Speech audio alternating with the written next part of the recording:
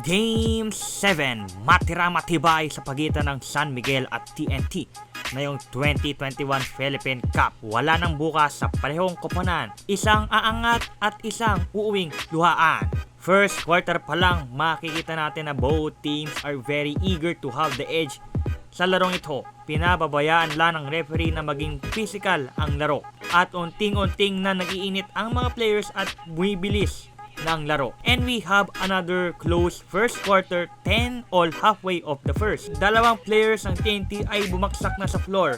Una si Ryan Reyes dahil sa groin at si Jason Castro naman dahil sa kanyang ankle. Bench players ng SMB sina Romeo at Perez ang nagbibigay ng alagwa sa larong ito at mga distansya sa TNT at sila ang makakakuha ng lamang sa pagtatapos ng first 23-15.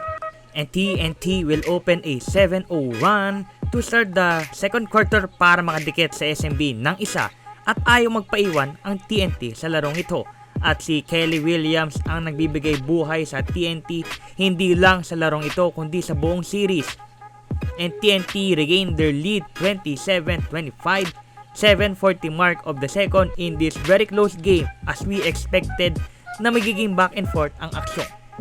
TNT has the edge now over SMB halfway of the second quarter and sila naman ang lumalayo na yon with 3 of their own at sila rin ang kukuha ng first double digit sa larong ito, 43-32, at sila rin ang magdadala ng kalamangan pagkatapos ng first half sa score na 45-36, 9-point lead for TNT. Ang our best player of the half for TNT, Mikey Williams with 10 points, 4 rebounds and 3 assists. Ang iba pang mga leading performance para sa larong ito, Kelly Williams with double-double performance. First half pa lang po, 11 points and 10 rebounds. Rosario with 8, Castro with 6, and Pugoy with 4. For SMB, Terence Romeo with 9, Ross 8, and Perez, Fajardo with 4, and Cabagnot with 3. Slow start for both teams na yung third quarter as TNT pile again fouls.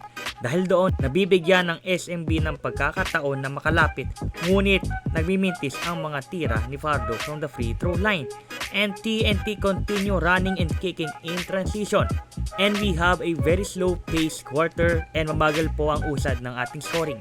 TNT is controlling this game with their pace na wag makapuntos ang SMB in fast break o makaporma ng tres dahil sa kanilang depensa. And si CJ Perez ng SMB ang bumaksak sa floor dahil din sa sprain ankle, and RR Puge naman ang nag-iingay dito para sa TNT na yung third. Terence Romeo may iniinda na naman sa kanyang katawan, ang kanyang leg calf. And TNT continue to dominate sa last minutes of the third with their threes. At tatapusin natin ang third sa score na 67-55, TNT up by 12. Fajardo and Williams ang nagpapalitan ng baskets na yung fourth quarter at sasali pa ang nag-iinit na si RR Pugoy, and TNT is still with the lead halfway of the final quarter and they are making sure na hindi na mauulit na mahabol pa sila ng SMB. And Troy Rosario with a jam session, and TNT palayo na ng palayo at nauubusan na ang oras ang San Miguel.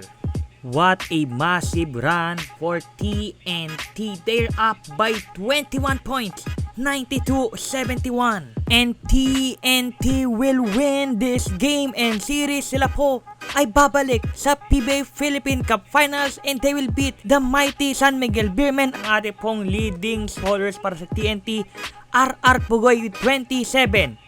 Para naman po sa San Miguel, Fajardo with 22 points. It's Magnolia versus TNT 2021 Finals. Hanggang dito lang po ating video. Marami pong salamat sa inyong panonood. Si Kalo Hoops po ay nagsasabi sa inyo na huwag sumuko sa buhay. Laban lang, peace out, stay safe.